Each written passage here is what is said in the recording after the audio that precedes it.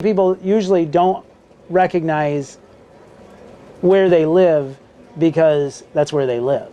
You know, it took me to move here to appreciate it more. And if you can appreciate where you live and you didn't live anywhere else, then you're way ahead of the game.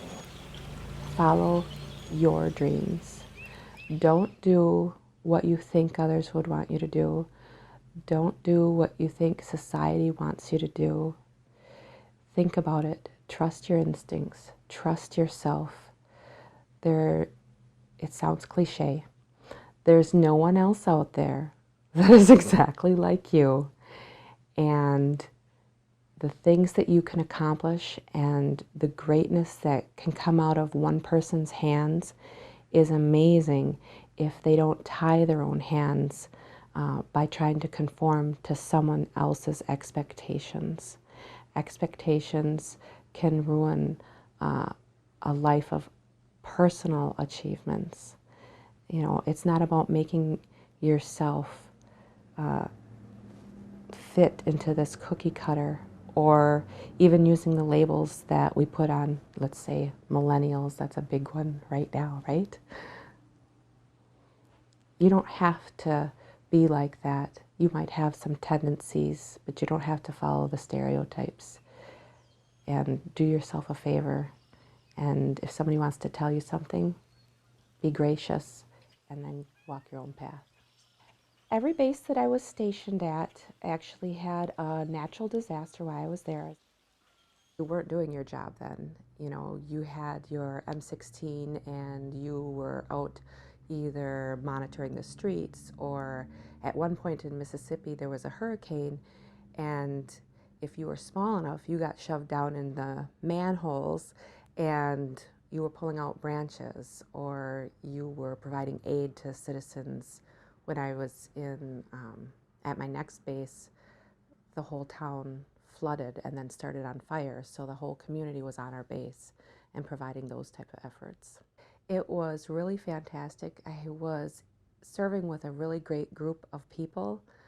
We were the group that were always doing the Special Olympics and Winterfest for the community, or helping with the air show and things like that. Yeah, it was amazing. I'm Janet LaRue Buck. I was born in Alberta in 1935, and I was born in the house where I live now. My grandparents were a doctor and a nurse, and they had the first hospital in Benzie County in this house. And so I was fortunate enough to be born here, delivered by my grandparents. And my grandparents delivered many babies in their lifetime. Over 3,500 babies in Benzie County and Leelanau County in their lifetime. That there'd been a murder in this house. The house was sold in 1906 to a man by the name of August Natzel. And August was a very successful real estate man. He also had a livery, so he rented out horses and sold horses, and people could rent a horse and buggy from him, a horse and carriage from him.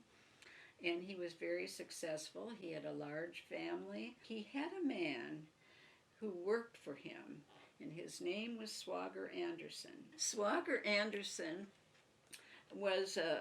had a family, and but he liked his liquor. He really liked alcohol. And August Natzel, this was before Prohibition, but August Natzel kept his alcohol in the basement. And of course, as I said, nobody ever locked their doors in those days. And even when I was growing up, which was quite a few years later, they didn't lock their doors. And so Swagger would sometimes come in at night, and he'd go down the basement and help himself to August Natzel's alcohol.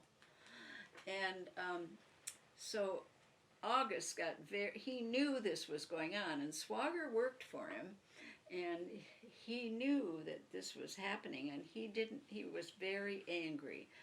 So he let it be known all over town that he was going to get Swagger Anderson. And nobody knew how he was going to get him or anything like that, but they just knew that that's what August kept saying. Well, this was 1917 by the time this was happening. August's first wife had died. He had several children by his first wife. He had a second wife, and he had just one child by that wife. And at the time he was living here. And so one Saturday night, and it's important to remember the date of this because this was the 23rd of June, 1917. And August and his wife had gone to bed upstairs in the front bedroom, which was the master bedroom. It was my grandparents' master bedroom as well. And suddenly he heard somebody coming in the door of downstairs in the kitchen. So he had a gun by his bed, and he grabbed his gun and ran down the stairs, and by this time Swagger Anderson was on his way down the basement stairs, and he shot him dead. And so then, it was a Saturday night, you know, people had cars that backfired in those days. There weren't very many cars, but there were a few. So the neighbors didn't think anything of it. You know, it was Saturday night, cars were backfiring, or maybe people were just hooping it up, they didn't know. And so August ran upstairs to get he had a teenage son. He needed some help getting Swagger's body out of the basement and into a wheelbarrow. And so they got his body out of a basement window and into a wheelbarrow, and they covered it with burlap. And they wheeled it down Washington Avenue to Betsy Bay. And people didn't think anything of it because August had a business down there, and they just thought he was taking something down to his business. They had no idea that there was a body under that burlap in the wheelbarrow. So he dumped the body in Betsy Bay, came back home. Now this was Saturday night, the 23rd of June. So for a whole week, nobody knew what had happened to Swagger Anderson. His wife said he just disappeared off the face of the earth, and nobody could find him. Nobody had heard anything at all about him. And so the next Saturday night, there were some men out fishing on Betsy Bay, and suddenly they saw this body floating in front of their boat. But the fish were really biting, and they were very reluctant to do anything about the body, but they thought, well, they better. So they hauled the body over to the old Frontenac Hotel dock. By this time, of course, the Frontenac Hotel had burned. It burned in 1912, I believe. They just tied the body to the dock and went back to their fishing because they wanted to take advantage of these fish that were really biting. And so the next morning they went to the coroner and told them, the coroner, that they had found this body and that it was tied up to the Frontenac dock. So the coroner went down and looked, and of course, lo and behold, it was Swagger Anderson's body. And so pretty soon the news got out that Swagger Anderson had been found dead in Betsy Bay. As men often do, and sometimes still do today, they would gather in little restaurants or cafes for coffee in the morning. And August Naetzel was here on the South Frankfort Main Street, having coffee with a bunch of other men. And of course, the subject of Swagger Anderson probably came up, but suddenly somebody ran into the restaurant and they said, Swagger Anderson's body has risen to the top of Betsy Bay. in August, before he thought about what he was saying, he said, and I put all that iron on him. And so before that day was over, August was in the Benzie County Jail. And that was the 1st of July. And my grandmother LaRue said at the time, in 1917, the 1st of July was the last of August. What message would you like to leave for future generations who will view/hear this interview? Don't be afraid to reach out and try something different. I'm not one that's going to jump out of an airplane with a parachute, never did, never want to. But there's plenty of other avenues that I would never have gone down had I not enlisted in the Army. My dad's an Army veteran from the Korean War era. Did not go to Korea, but was stationed in Germany for some time. I'm a non-combat veteran, which means there was no sustainable combat while I served. There were men and women from the armed forces that did die during my time, but it's called a non-combat area, 1975 to 1990.